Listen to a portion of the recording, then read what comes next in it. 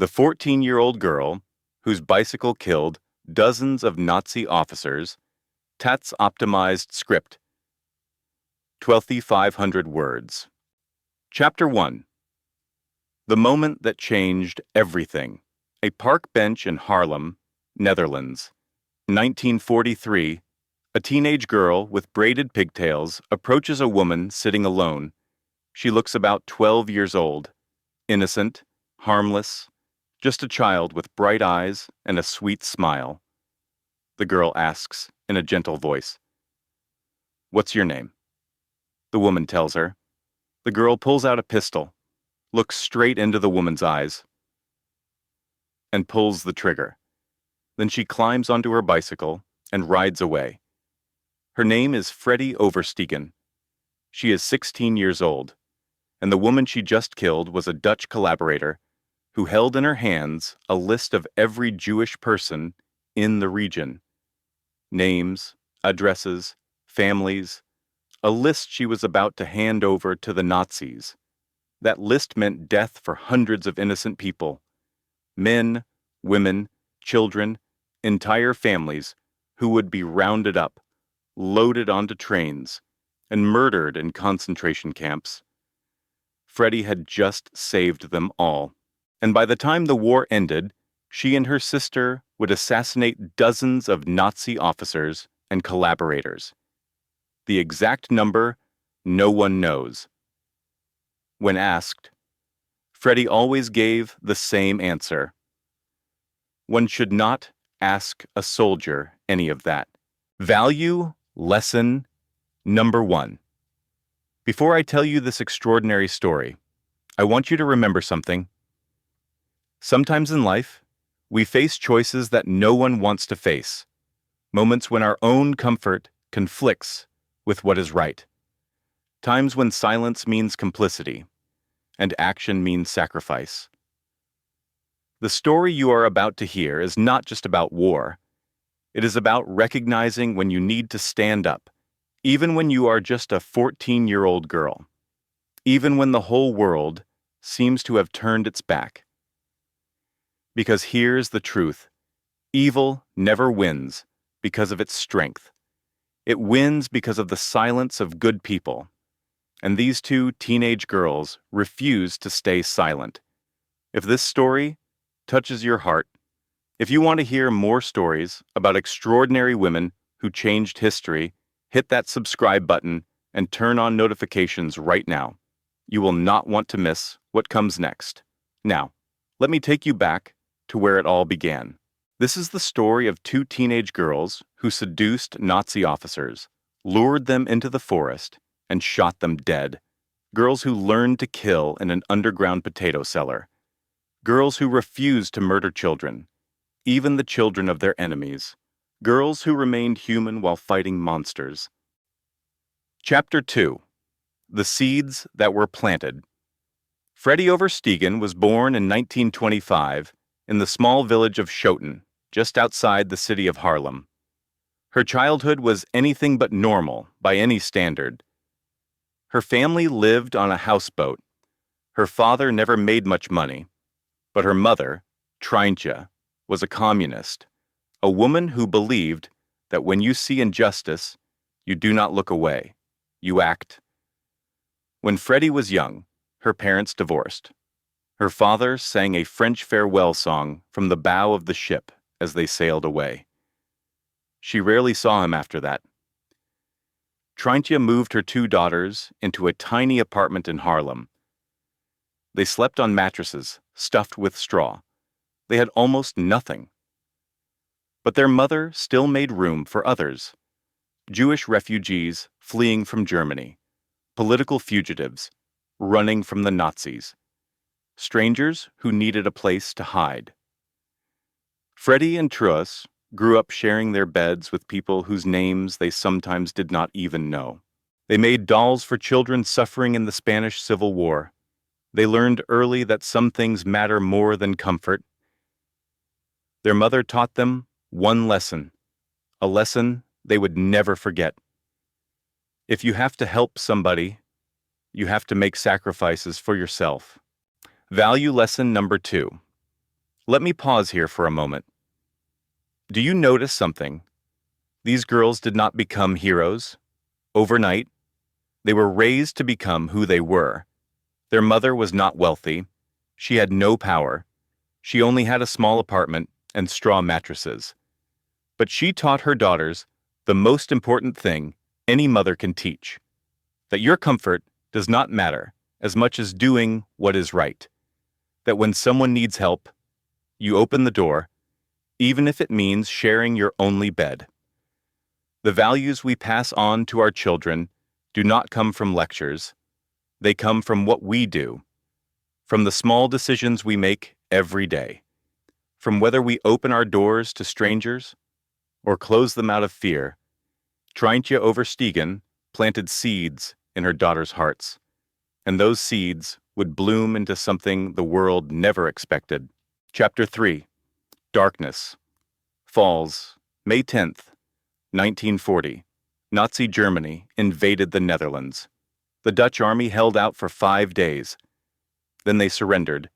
Freddie was 14 years old. Truus was 16. The occupation began immediately.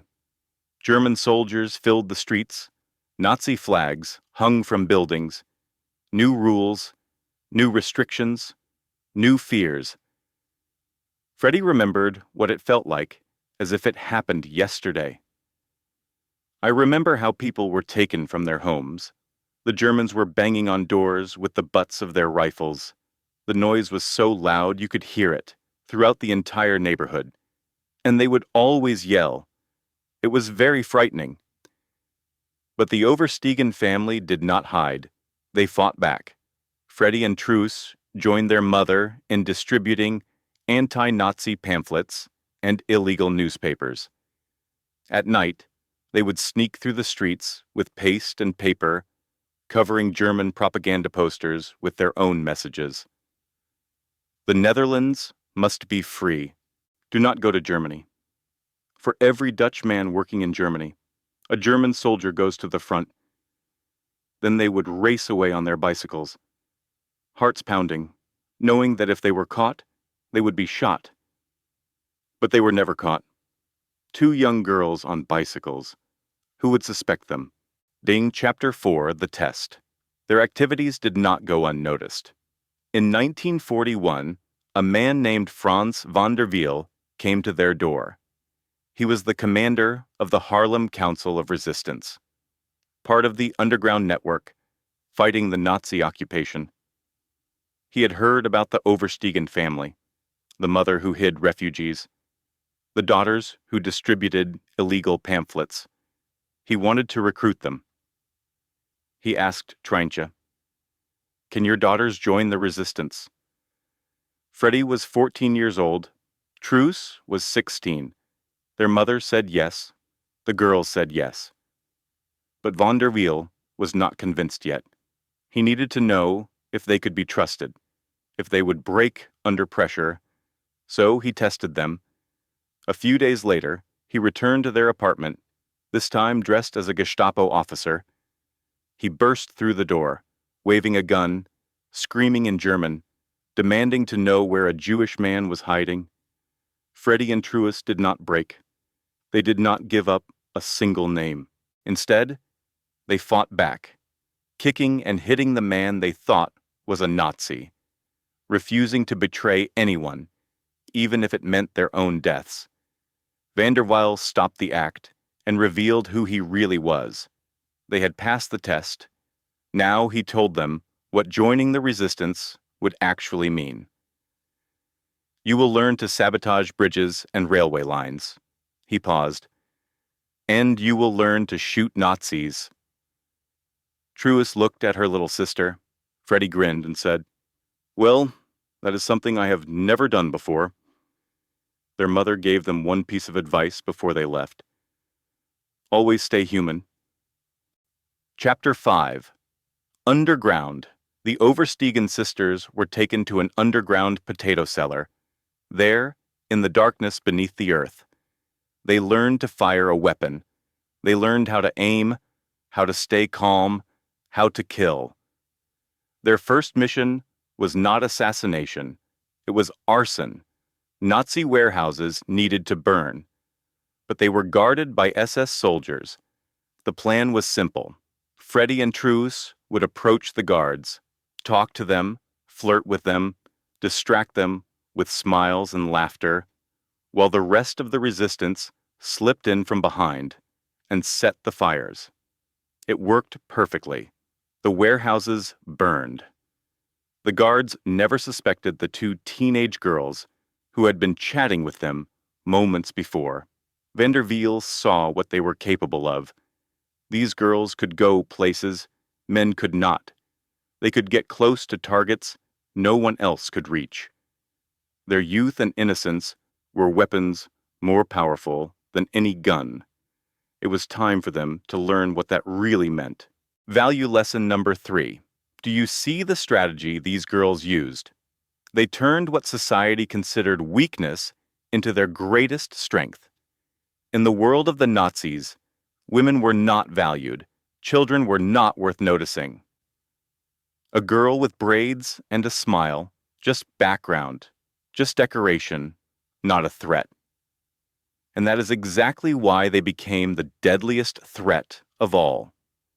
In your life, there may be things that others see as weaknesses. Your age, your gender, your background, things they think make you lesser. But learn from Freddy and Truce.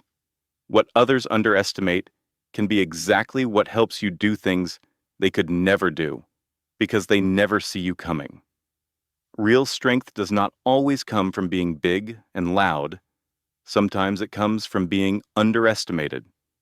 Chapter 6, The First Kill. Freddy's first victim was not a German soldier. It was a Dutch woman. The resistance had received intelligence about a collaborator, a Dutch citizen working with the Nazis. This woman had compiled a list. Names and addresses of every Jewish person in the region. She was planning to hand it to the Germans. That list was a death sentence for hundreds of people, men, women, children, entire families who would be rounded up, deported, murdered. The resistance gave Freddy the assignment. She rode her bicycle to a public park where the woman would be. She found her target sitting on a bench. Freddy approached, casual, innocent, just a girl with braided hair. She asked, "What is your name?" The woman told her. Freddy confirmed she had the right target. She pulled out her pistol, looked the woman in the eyes, and pulled the trigger. The woman fell. Freddy got on her bicycle and rode away. Later, she would describe what it felt like. The first thing you want to do when you shoot somebody is to pick them up. The instinct to help, even after you have killed them. That impulse never left her, no matter how many times she pulled the trigger. Chapter 7, The Methods. Freddy and Truce developed their own techniques. Sometimes they worked alone, sometimes together. Their methods evolved as they learned what worked. Method 1. The forest. They would go to bars and taverns where German officers gathered.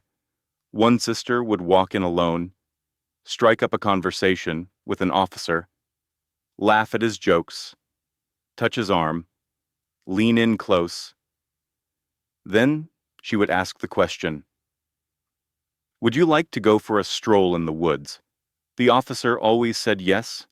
They would walk into the forest together, deeper and deeper, away from the roads, away from witnesses, and there, hidden among the trees, the other sister would be waiting. One bullet to the head, the officer would fall. They would leave his body in a hole that had already been dug and walk away. Method 2. The bicycle. Sometimes speed was the weapon. Truce would pedal the bicycle while Freddy sat on the back, pistol ready. They would identify their target, walking down the street, ride past him, and Freddy would fire. Then they would keep riding, just two girls on a bicycle. Nothing unusual. "We always went by bike, never walked," Truce explained later. "Walking was too dangerous. I always made sure the coast was clear. That worked very well. Method 3. The doorstep. Sometimes they would follow a target home, learn his address, his routine, then they would knock on his door. When he opened it, he would see a young girl, innocent, harmless. By the time he realized the danger, it was too late. Chapter 8. The Third Member. In 1943, a third member joined their cell. Her name was Janitja Johanna Schaft. Everyone called her Hani. She was different from the Oversteegen sisters. Hani came from a middle-class family. Her father was a teacher. She was studying law at the University of Amsterdam, planning to become a human rights lawyer. But when the Nazis demanded that all students sign a loyalty pledge to Germany, Hani refused. She was expelled. She did not go home. She joined the resistance. Hani had distinctive features that made her stand out. Bright red hair, green eyes, pale skin, the kind of face people remembered. It would eventually get her killed. But first, she would become one of the most feared resistance fighters in the Netherlands. Van der Wiel tested her the same way he had tested the Oversteegen sisters. He gave her a gun and sent her to assassinate a Nazi officer. She approached the target, raised the weapon. Her hands were shaking. She pulled the trigger. Click. The gun was empty. It had been a test. The Nazi officer revealed himself as Van der Wiel. She had passed. Now she joined Freddy and Truus. The three young women formed a lethal unit. Hani was the intellectual, the planner, the one who thought through every detail. Truus was the leader, decisive, fearless, the one who made the hard calls. Freddy was the scout who mapped everything out in advance and knew every escape route. Together, they were unstoppable. Value lesson number 4. Pay attention to this. 3 women, 3 different skill sets, 3 different personalities. But together, they became a force that the enemy could not defeat. Hani was the brain, Truus was the heart, Freddy was the eyes and the legs. In life, we often think we have to do everything alone, that asking for help is weakness, that needing others is a flaw. But look at what these 3 girls accomplished when they combined their strengths. You do not need to be good at everything. You need people around you who complement your weaknesses and amplify your strengths. That is not weakness. That is strategy. Find your sisters, the ones who will stand beside you when you walk into the dark forest, the ones who will cover you when you need to shoot and run, the ones who will plan when you are too tired to think. Alone, you can do many things, but together, you can change the world. By Teterbri. Chapter 9. Sisters in the Fight. The 3 women did not just kill, they did so much more. They blew up railway lines to stop deportation trains, carrying Jewish people to concentration camps. They smuggled Jewish children out of the country, sometimes walking them across borders in the middle of the night. They stole identity papers and forged documents to help refugees disappear. They gathered intelligence on German troop movements and passed it to Allied forces. And yes, they killed German soldiers, Nazi officers, and Dutch collaborators. The collaborators were often the most dangerous targets. Dutch citizens who betrayed their own people for money or power, who turned in their Jewish neighbors, who worked for the Gestapo. Freddy and Truus focused more and more on these traitors as the war went on. Truus explained, "We were dealing with cancerous tumors in society. You had to cut them out like a surgeon. You could not arrest them. You could not try them. There was no other solution." A Chapter 10. The line they would not cross one day. An order came from resistance leadership. The target was Arthur Seyss Inquart. the Reich Commissioner of the Netherlands, one of the most powerful Nazis in the country. The mission was to kidnap his children. The plan was to use the children as leverage to force him to release resistance prisoners. And if he refused, kill the children. Freddy, truce. And Hanny refused the mission. Freddy said, "We are not Hitlerites. Resistance fighters do not murder children." They had killed many people. They would kill more. But children never. That was the line between resistance and terrorism, between fighting evil and becoming it. They would not cross it. Value lesson number 5. This may be the most important lesson in this entire story. Freddy, Truce, and Hanny were killers. By the definition of the law, they committed murder many times over. They shot men in parks, in forests, on street corners, and on their doorsteps. But they remained human. They had lines they would never cross. They would not kill children. They would not become what they were fighting against. In life, when we face injustice, when we must fight, when we must make hard decisions, the most important thing is to hold on to our moral boundaries. Because victory means nothing if you become the thing you hate in the process. The Nazis killed millions systematically, industrially, without remorse, and they lost their humanity entirely. Freddy and Truus killed people, but they cried after every kill. They refused to murder children. They carried the weight of what they had done for the rest of their lives. That is the difference between a freedom fighter and a cold-blooded killer. Always know your lines, because that is what defines who you are. Chapter 11. Witnessing the Unforgettable. Truce was cycling through the streets one afternoon when she saw something that would haunt her for the rest of her life. A Dutch SS soldier, a Dutchman who had joined the Nazi forces, was standing in the street. He had grabbed an infant from a family. The father was there. The baby's sister was there. They were screaming, hysterical. The soldier held the baby up and smashed it against the wall. The child died instantly. Truce stopped her bicycle. She pulled out her pistol and shot the soldier dead, right there in the middle of the street. It was not an assignment. There were no orders. There was no escape plan. She said later, "That was not a mission, but I do not regret it. Some things do not need orders." Chapter 12. The Girl with Red Hair, by 1944. Hanny Schaft had become one of the most wanted people in the Netherlands. Her red hair had been spotted at too many scenes. Witnesses described her. Word spread. The Nazis issued a bulletin. "Find the girl with the red hair." Hanny dyed her hair black, started wearing glasses, changed her appearance as much as she could, but she did not stop fighting.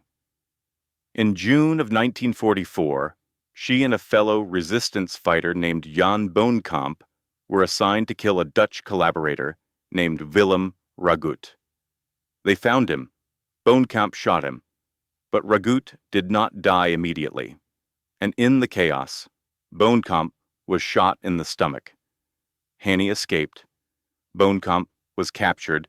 He was taken to a hospital, dying. The Nazis interrogated him. He refused to talk. Then they tried a different approach.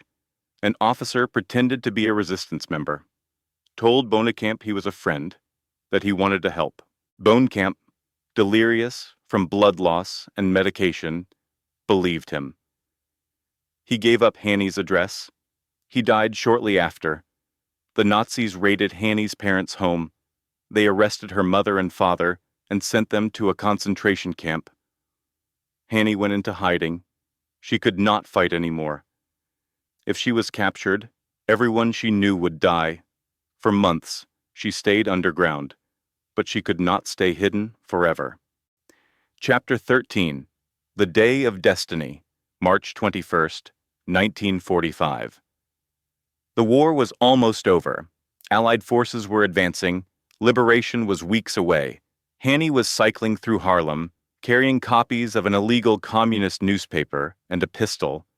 She was stopped at a Nazi checkpoint. They searched her. They found everything. She was arrested. They took her to a prison in Amsterdam. For weeks, they interrogated her, tortured her, kept her in solitary confinement. They knew they had captured someone important, but they needed her to confirm it. Eventually, they noticed something. Her hair was black, but her roots were growing in red. They had found the girl with the red hair. Hanny admitted to her assassinations. She confessed to what she had done, but she never gave up a single name. Not one member of the resistance, not Freddie, not Truus, no one. She protected her friends until the very end. Chapter 14, 18 days before freedom, April 17th, 1945. 18 days before the Netherlands would be liberated. The war was over. Everyone knew it. There was even an agreement between the Nazis and the Dutch resistance to stop executions. But Willy Legis, the Nazi officer in charge, ignored it. He wanted Hanny Schaft dead. 2 Dutch collaborators, traitors to their own country, were assigned as executioners. Their names were Martin Kuyper and Matthijs Schmitz. They took Hanny to the sand dunes of Overveen, the same dunes where hundreds of resistance fighters had already been killed and buried. Schmitz raised his pistol and fired. The bullet grazed Hanny's head. It wounded her, but it did not kill her. She looked at her executioner and said, "I shoot better than you." Kuyper raised his submachine gun and fired. Hanny Schaft died in those dunes. She was 24 years old. They buried her in a shallow grave, so shallow that her red hair was still visible above the sand. Value, lesson number 6. I shoot better than you. Let those words sink into your mind for a moment. Hanny Schaft was standing before death. She had just been shot in the head. She knew she would die in seconds. And instead of begging, instead of crying, instead of giving her enemy the satisfaction of seeing her afraid, she chose to look straight into his eyes and speak the truth. She did shoot better than him. She had proven it dozens of times on the battlefield, and even in the final moment of her life, she refused to let the enemy defeat her spirit. That is dignity. That is inner strength. That is something no one can take from you, no matter what they do to your body. In life, there will be times when you are defeated, times when you lose, times when everything seems to end. But how you face defeat, how you stand in the darkness, how you hold onto your dignity, even when you have lost everything else. That is what defines who you truly are. Hanny Schaft may have died in those dunes, but she died as a warrior. And her final words echo through generations, reminding us that the human spirit can be stronger than any bullet. Chapter 15. Liberation and Forgetting. The Netherlands was liberated on May 5th, 1945, 18 days after Hanny died. After the war, they found 422 bodies in the Overveen dunes. 421 men and 1 woman. Hanny Schaft. She was given a state funeral. Queen Wilhelmina called her the symbol of the resistance, but Freddie and Truss, they received nothing. For decades, the Dutch government ignored them.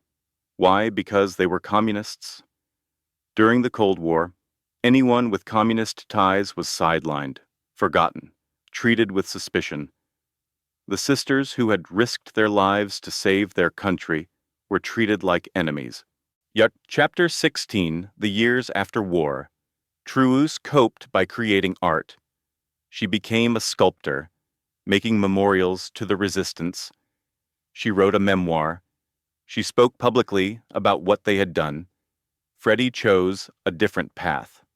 "I coped by getting married and having babies," she said. She married a man named Jan Decker, had 3 children, and tried to build a normal life, but the past never let her go.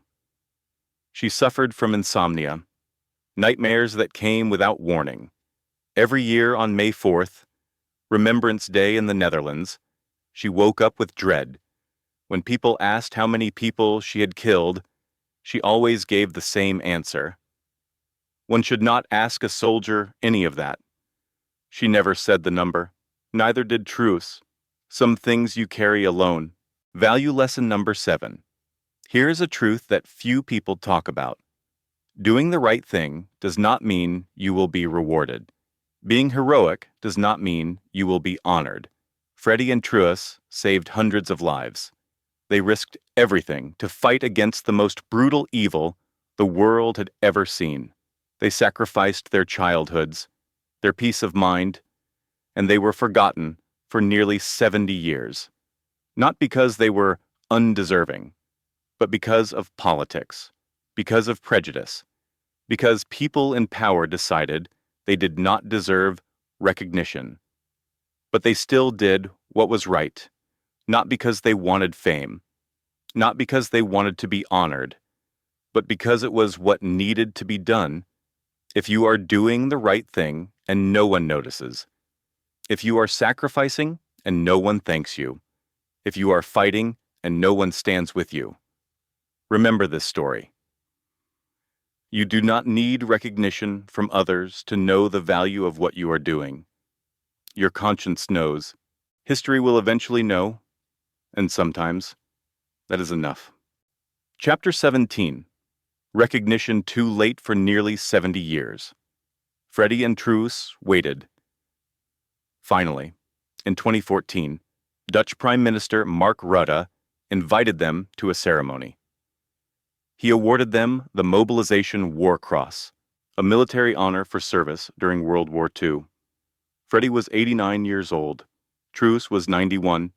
Freddie's son said it was the happiest day of his mother's life. After 69 years, someone finally said, "Thank you." Streets in Harlem were named after them. Their story was told in books and documentaries, but for most of their lives, they had lived in silence, unrecognized, unhonored. 2 teenage girls who had killed Nazis with their own hands. Forgotten by the country they saved? Chapter 18. The Final Days. Truus Overstegen died on June 18, 2016. She was 92 years old. Freddie Overstegen died on September 5, 2018, one day before her 93rd birthday. Throughout her life, Freddie visited Hannie Schaft's grave. She left red roses for the friend who did not make it.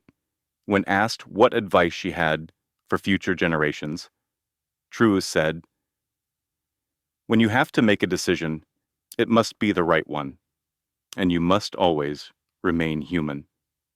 Those were the words their mother had given them before they joined the resistance. Always stay human. Chapter 19. The Legacy. Freddie and Truus killed people. They shot men in forests and on street corners. They watched the life leave their enemies' eyes, but they remained human. They cried after every kill. They refused to murder children. They carried the weight of what they had done for the rest of their lives. The Nazis killed millions systematically, industrially, without remorse, and they lost their humanity entirely. That is the difference. During World War II, 90% of the Dutch population tried to live their lives as normally as possible under Nazi occupation. 5% collaborated with the enemy. 5% joined the resistance. Of that 5%, only a handful of women took up arms, and even fewer killed with their own hands. Freddie Overstegen was one of them. A 14-year-old girl with braided pigtails and a pistol hidden in her bicycle basket. She was not a hero from a movie. There was no dramatic music, no slow-motion shots, no Hollywood ending, Just a teenage girl who decided that some things are worth killing for, and some things are worth dying for. The three of them, Freddie, Truus, and Hani, are believed to have killed dozens of Nazis and Dutch collaborators. Some estimates say the number exceeded 100. Freddie lived to be 92 years old. She never told anyone how many Nazis she killed, and she never apologized for any of them. Chapter 20. The final lessons, value lesson, number 8. Now that the story has ended, I want you to carry a few things with you. First, age does not define your ability. Freddie was 14 years old when she started fighting. She did not wait until she was ready. She did not wait until she was old enough. She acted when action was needed. No matter what age you are, if you see something that needs to change, you have the power to do it. Second, real strength comes from unexpected places. Two girls with bicycles and braids became the terror of the Nazi regime.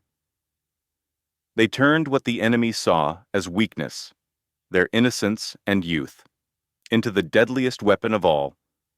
Never underestimate yourself just because others underestimate you. Third, there are lines that should never be crossed. Freddie and Truus were killers, but they refused to kill children. They refused to become what they were fighting against. In your battles, whatever they may be, know your boundaries. Victory at any cost is not victory. Fourth sisters matter. Freddie had Truus. They both had Hani. They covered for each other. They complemented each other. They were so much stronger together than they ever were alone. Find your sisters, the ones who will stand beside you in the darkness. Fifth, doing the right thing is not always recognized. Freddie and Truus waited nearly 70 years to receive a thank you. They did not fight for glory. They fought because it was right. If you are doing the right thing and no one sees, do not stop. Your conscience knows. Sixth, always stay human. This is the most important lesson. No matter what you have to do, no matter what you face, do not lose the human part of yourself. Freddie cried after every kill. She did not become cold. She carried the burden of her actions. That is what made her different from those she fought against. And now, I want to ask you a question. If you lived in the Netherlands in 1940, who would you be? Would you be one of the 90% who tried to live normally, closing your eyes to what was happening around you? Would you be one of the 5% who collaborated with the enemy, betraying your neighbors for money or power? Or would you be one of the 5% who stood up, knowing it could mean death? I do not know my answer. No one truly knows until they face that moment. But I know this. Every day, in smaller ways, we all make decisions. Do we speak up when we see injustice? Do we help strangers when they need it? Do we sacrifice our comfort for what is right? Those small decisions are what prepare us for the big ones. Freddie and Truus were raised to help others. They grew up sharing their beds with refugees. They learned early that comfort does not matter as much as doing what is right. So when the crucial moment came, they were ready. How are you preparing for your moment? Thank you for listening to this story. If it touched your heart, if it made you think, share it with someone you love, hit that like button and subscribe so you do not miss other stories like this one. And remember the words of Truus Overstegen. When you have to make a decision, it must be the right one, and you must always remain human. Until next time, disclaimer. This story is created solely for educational and informational purposes. It aims to provide relationship guidance and awareness, not to target or identify any individual.